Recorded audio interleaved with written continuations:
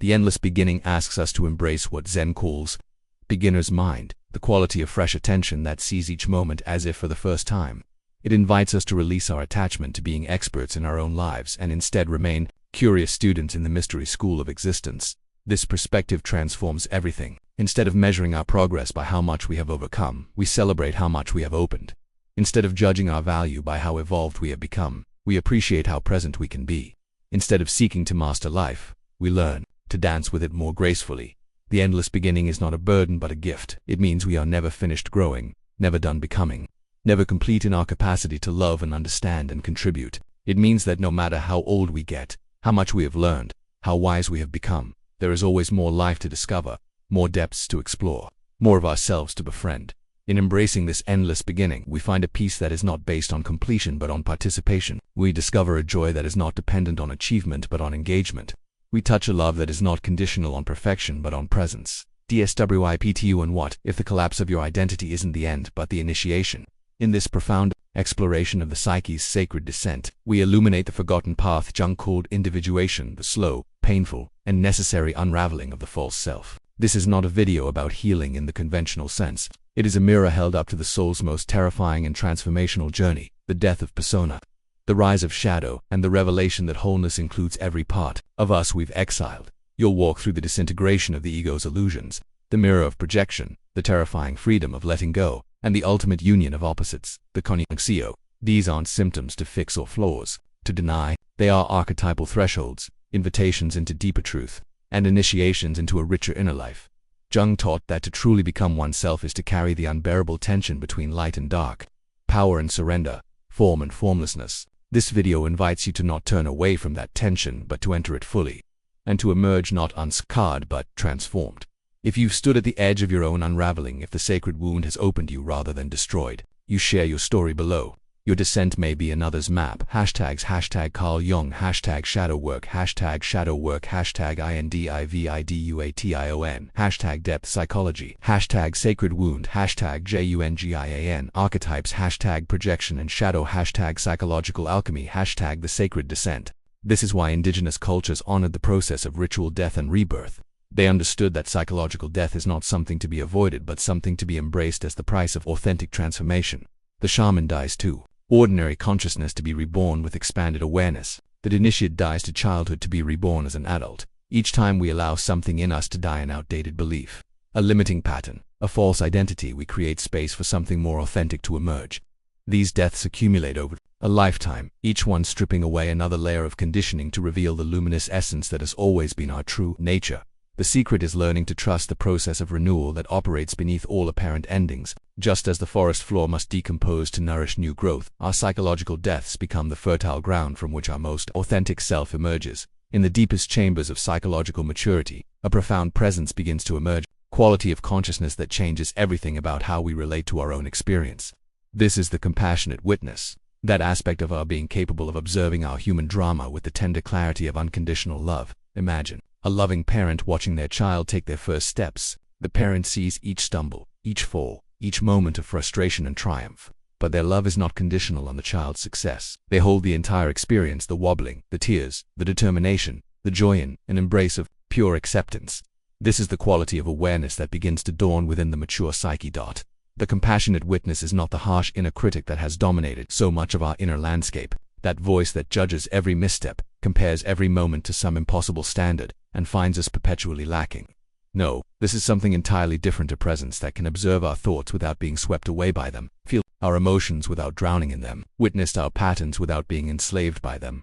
This witnessing consciousness represents a fundamental shift in our relationship with ourselves. We begin to understand that we are not our thoughts, we are the awareness in which thoughts arise. We are not our emotions, we are the spacious presence that can feel without being overwhelmed. We are not our histories, we are the consciousness that can observe our stories without being imprisoned by them. The development of this inner witness is perhaps the most liberating discovery of human consciousness. It means we can be fully human, feeling everything, experiencing everything, engaging completely with life while simultaneously maintaining a quality of awareness that remains unshaken by the storms of experience.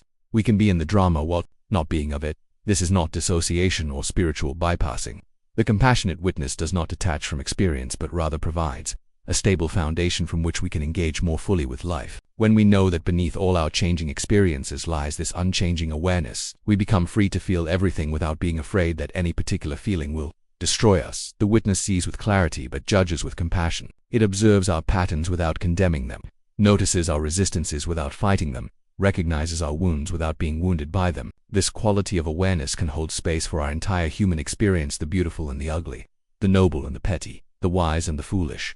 Through cultivating this witnessing presence, we develop what might be called enlightened self-compassion. We can see ourselves clearly, including our shadow aspects, our unconscious patterns, our areas of immaturity without the harsh judgment that once made such seeing unbearable. We can acknowledge our limitations while loving ourselves completely. This capacity transforms not only our relationship with ourselves but our relationships with others. When we can witness our own humanity with compassion, we naturally extend that same quality of awareness to others. We become less reactive, more present, more capable of loving without conditions. The compassionate witness is not something we achieve but something we discover. It has always been there, waiting beneath the noise of our mental chatter, the turbulence of our emotions, the drama of our stories. It is our original nature, our true self, patiently observing every moment of our journey with infinite love. As our journey deepens, we begin to discover that the sacred has been hiding in plain sight all along, not in the extraordinary peak experiences we chase, but woven into the ordinary fabric of daily existence. This recognition marks a profound shift in consciousness, from seeking the divine in special moments to recognizing it in every moment. The spiritual seeker spends years climbing mountains, sitting in meditation halls, attending workshops, searching for enlightenment in all the places where it is supposed to be found. But emotional maturity brings a different kind of seeing. It reveals that the dishes waiting in the sink are as sacred as any altar, that the morning commute contains as much mystery as any pilgrimage, that the ordinary conversation with a friend can be as transformative as any mystical experience. This is not settling for less but recognizing more. It is the understanding that the sacred and the ordinary are not two different things but one reality seen from different perspectives. The divine is not separate from the world but expressed as the world, not hidden behind the veil of everyday experience but revealed through it. The transformation of ordinary consciousness begins with presence. When we bring full attention to whatever is happening right now, washing dishes, walking the dog, listening to a colleague, something shifts. The mundane becomes luminous. The routine reveals its hidden depths. The taken for granted shows itself as miraculous. This is not about making life more spiritual by adding special practices or beliefs. It is about recognizing the inherent spirituality that already exists in every moment. The breath moving in and out of your body is no less sacred than the breath of any mystic. The love you feel for your family is no less divine than the love experienced in any temple. The creativity that emerges when you solve a problem at work is no less miraculous than any artistic inspiration. The mature soul discovers that meaning is not something we must create or find, but something that reveals itself when we are truly present. The conversation with the checkout clerk becomes an opportunity for connection. The traffic jam becomes a chance to practice patience. The sleepless night becomes a time for intimate communion with the mystery of existence. This integration of the sacred and ordinary is perhaps the most practical wisdom we can develop. It means we no longer need special conditions to access the divine. We don't need to be in a perfect mood, a beautiful setting, or an altered state of consciousness. The sacred is as available in the grocery store as it is in the cathedral, as present in our failures as in our successes, as accessible in our confusion as in our clarity. But this recognition requires a fundamental shift in how we define the spiritual life. It means releasing the idea that some experiences are more valuable than others, that some moments are closer to God than others, that some activities are more worthy of our attention than others. It means embracing what the mystics call ordinary mind as the most extraordinary state of all. When we truly understand this truth, every moment becomes a doorway to the infinite. Every interaction becomes an opportunity for awakening. Every ordinary day becomes a sacred adventure. We discover that we have been living in the kingdom of heaven all along. We just needed new eyes to see it. And so we arrive at the final truth, which is also the first truth, which is also the eternal truth that has no beginning and no end. That emotional maturity is not a destination we reach, but a way of being we continuously choose. Not a state we achieve, but a process we forever embody. The ego has been waiting for this moment throughout our entire journey, the moment when we can finally declare ourselves complete, evolved, finished with the messy work of transformation. It wants to graduate from the school of becoming, to receive its diploma in consciousness, to be done with the uncertainty and vulnerability that authentic growth requires. But the mature soul recognizes this desire as the ego's final attempt to solidify what must remain fluid, to possess what can only be lived, to complete what is inherently endless. The deepest wisdom lies not in reaching some final state of enlightenment, but in falling in love with the eternal process of becoming. Like the seasons that return year after year, each one familiar yet unique, our psychological development moves In cycles rather than straight lines, we encounter the same themes, the same challenges, the same opportunities for growth, but each time from a different level of understanding. The fear we worked with in our 20s reveals new layers in our 40s. The relationships patterns we thought we had mastered show us fresh dimensions of complexity. The spiritual insights we celebrated as breakthroughs become the foundation for even deeper discoveries. This is not failure, this is the natural rhythm of consciousness evolving. Each cycle of the spiral takes us deeper into the mystery of who, where each return to familiar territory reveals new landscapes we had never noticed before. Each apparent repetition is actually a revolution, a turning that brings us closer to our essential nature. Every step we take toward wholeness helps light the path for others walking the same journey. Every fear we transform into love adds to the love available in the world. Every moment of consciousness we achieve makes consciousness more accessible to all. We are wounded healers, each of us. Our very willingness to face our own pain, to do our own work, to heal our own hearts becomes a form of service to life itself. At the heart of our psychological journey lies perhaps the most beautiful and mysterious truth of all, the process Jung called individuation, the lifelong spiral dance of becoming who we truly are beneath the accumulated layers of conditioning, expectation, and borrowed identity. This is not a destination we arrive at, but an eternal return, a sacred choreography of coming home to ourselves again and again with ever-deepening recognition. Picture the ancient symbol of the Ouroboros, the serpent eternally consuming its own tail in an endless cycle of death and renewal. This is the perfect metaphor for our relationship with our authentic self.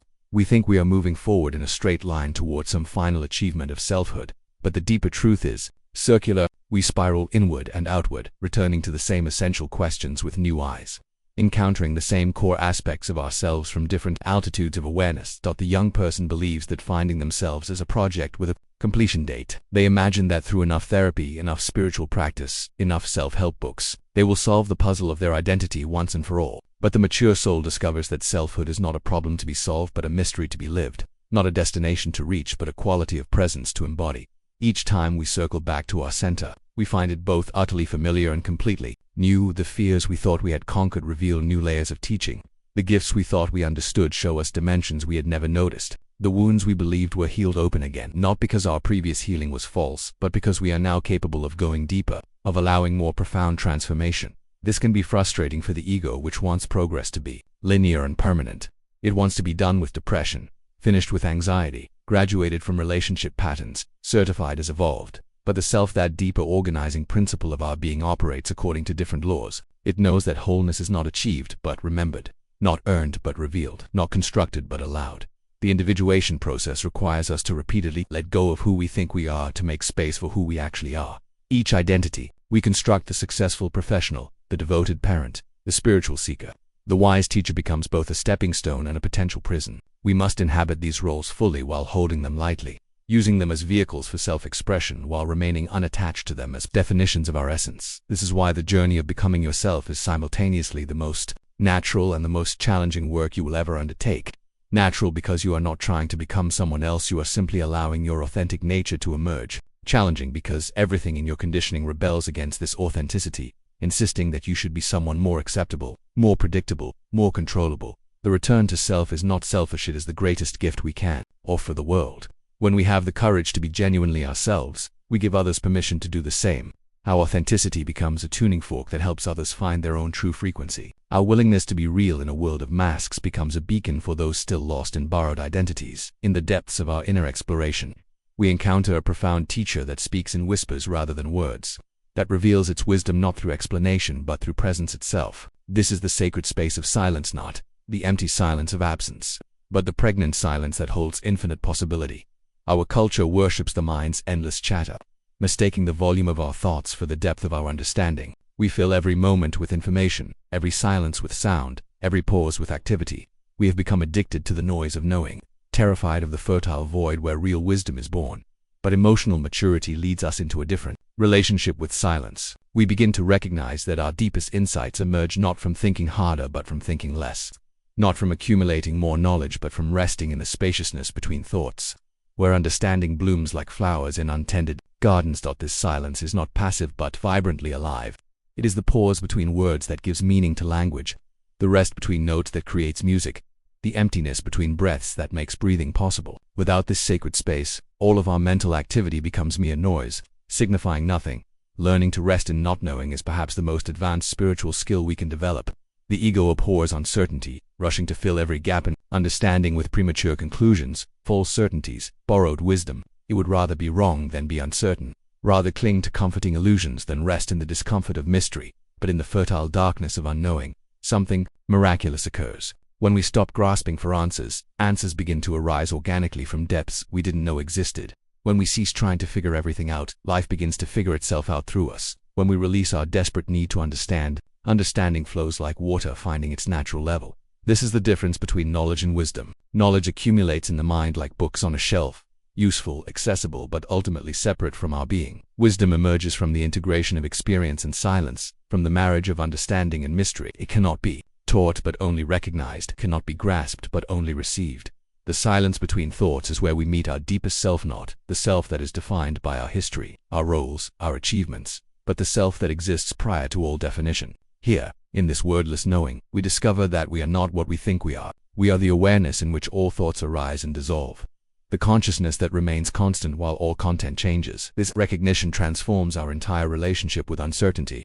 Instead of experiencing not knowing as a problem to be solved, we begin to recognize it as a doorway to be entered. Instead of filling every silent moment with mental activity, we learn to rest in the spaciousness that is our true nature. In this silence, the soul begins to whisper its ancient secrets, not in words that the mind can capture, but in the wordless language of direct knowing that bypasses thought entirely. At the threshold of our deepest transformation, we encounter life's most profound and terrifying truth, that every authentic change requires a form of death. Not the death of the body, but the psychological death of who we have been.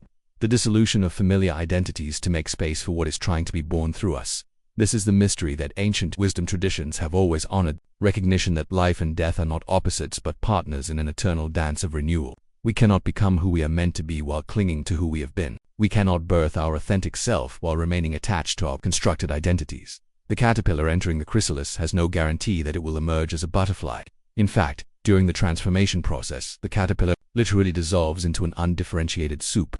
There is a moment when it is neither caterpillar nor butterfly but something unnamed, formless, utterly vulnerable. This is the nature of all genuine transformation. We must be willing to become nothing in order to become everything we are meant to be. The ego experiences this dissolution as death because, in a very real sense, it is. The carefully constructed persona must die. The familiar patterns of thinking and reacting must die. The old strategies for safety and control must die. The version of ourselves that others have come to expect must die. This is not symbolic death but psychological death, complete, terrifying, and absolutely necessary. We resist this dying with every fiber of our being. We cling to relationships that no longer serve us because they confirm our familiar identity. We remain in careers that drain our life force because they provide the security of knowing who we are. We maintain behaviors that cause us suffering because they are predictable. And predictability feels safer than the unknown territory of transformation. But life has a way of forcing these deaths upon us, whether we choose them or not. The relationship ends. The job disappears. The health crisis arrives. The identity we thought was permanent reveals itself as temporary. We find ourselves in the chrysalis whether we entered willingly or were thrust inside by circumstances beyond our control.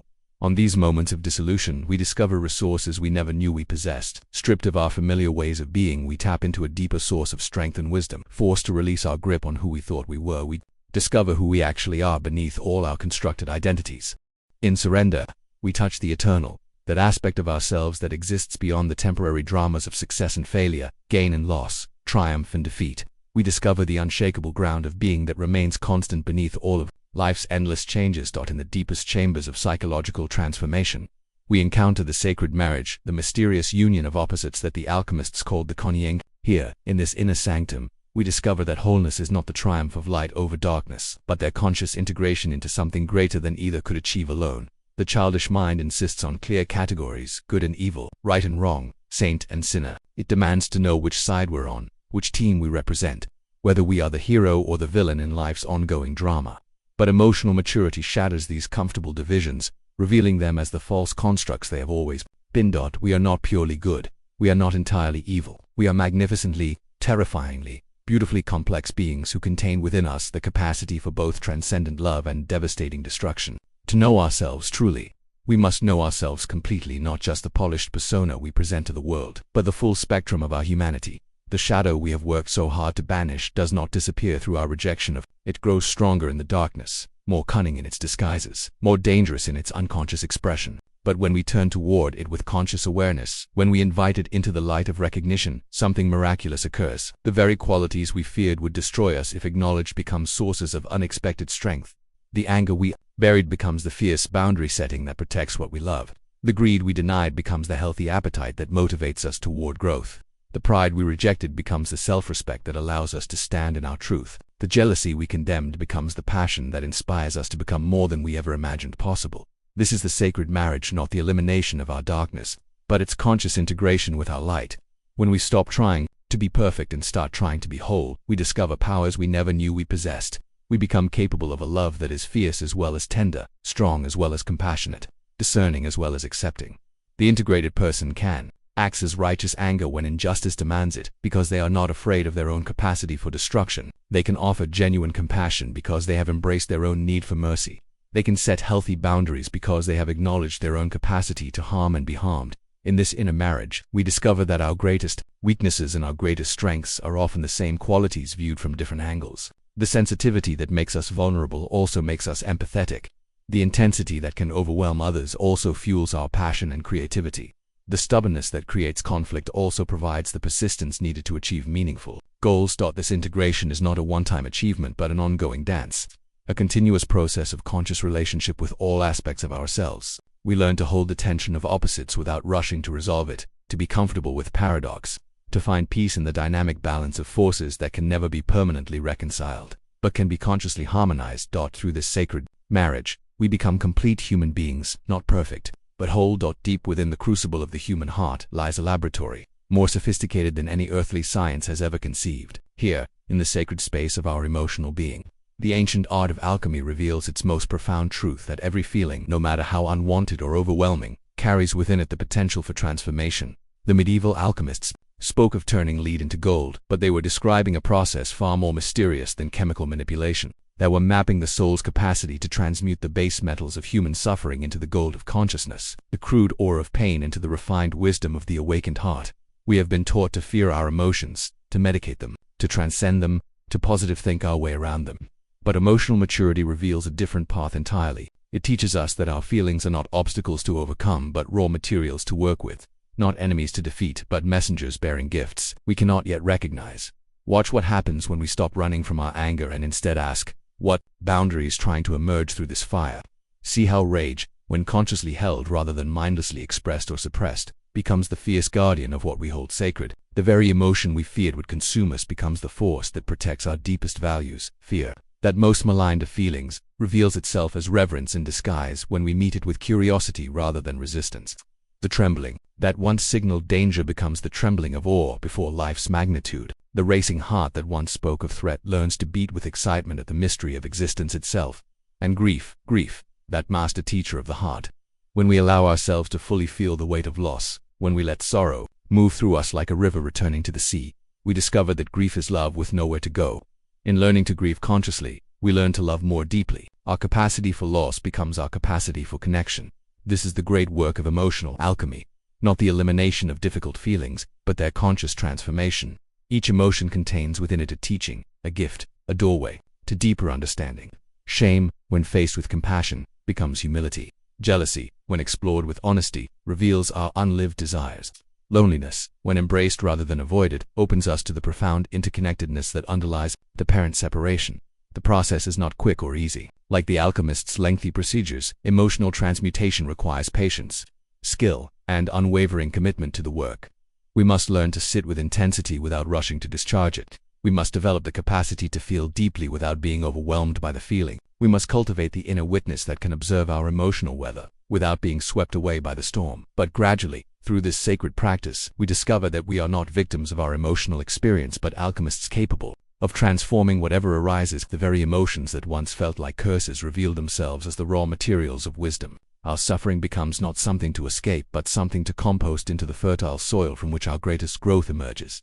As we deepen in our individual psychological work, a profound recognition begins to dawn. We are not solitary souls pursuing private enlightenment, but interconnected beings whose healing reverberates through the collective fabric of human consciousness. Our wounds are not ours alone, and our healing serves not only ourselves but the greater web of existence of which we are inseparable threads. The trauma we carry in ourselves is not merely personal, it is ancestral, generational, Collective. The rage that erupts in our relationships carries echoes of unexpressed fury from generations past.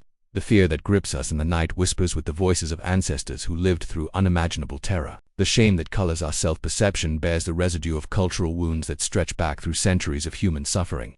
We are walking repositories of collective experience, each of us carrying within our individual psyche the hopes and horrors, the dreams and nightmares, the victories and defeats of the human story.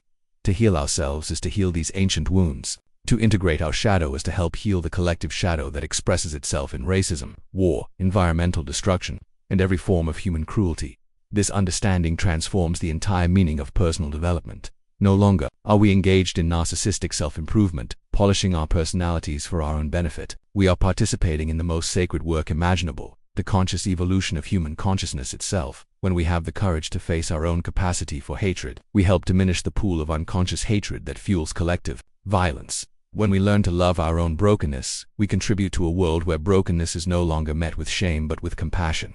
When we integrate our own wholeness, we add to the field of wholeness that makes it easier for others to find their own completeness. This is why the inner work matters so profoundly. Every projection we withdraw, every shadow aspect we integrate, every wound we heal consciously contributes to the healing of the world. We are not separate from the collective, we are the collective, individualized into unique expressions, but forever connected to the whole. The mystics have always known this truth, that individual awakening and collective transformation are two faces of the same process. As above, so below. As within, so without. The state of our inner world directly influences the outer world we create together. But this recognition brings with it a sobering responsibility. We can no longer justify our unconsciousness as merely personal weakness or private failing. Our unexamined patterns, our unhealed wounds, our unintegrated shadows don't just affect us, they ripple outward, contributing to the sum total of human suffering or human flourishing. Yet this responsibility is also a profound gift. It means our healing matters in ways we can barely comprehend. 7 deep psychological truths only the emotionally mature understand. Carl Jung. There comes a moment in every soul's journey when the carefully constructed stage upon which we have performed our lives begins to crack. The spotlights dim, the audience grows restless, and we find ourselves standing in the wings of our own existence, suddenly aware that the character we have been playing, this persona we wear like a second skin, is not who we truly are. This is the moment of sacred descent, not the triumphant ascension we were promised, but the necessary fall into the depths of our own psychological underworld. It is here, in this place of profound disillusionment, that emotional maturity is born. The ego recoils from this recognition like a hand pulled back from flame. It protests with every weapon in its arsenal: denial, rage, bargaining, the desperate attempt to reconstruct the familiar walls that once felt like safety. But something deeper than ego has awakened now, something that recognizes this collapse, not as failure, but as invitation. We are being called to make the hero's journey, not outward into the world, but inward into the uncharted territories of our own being. And like all true heroes, we must begin by acknowledging what we have lost: the innocence of believing we knew ourselves, the comfort of our cherished illusions, the security of our constructed identity.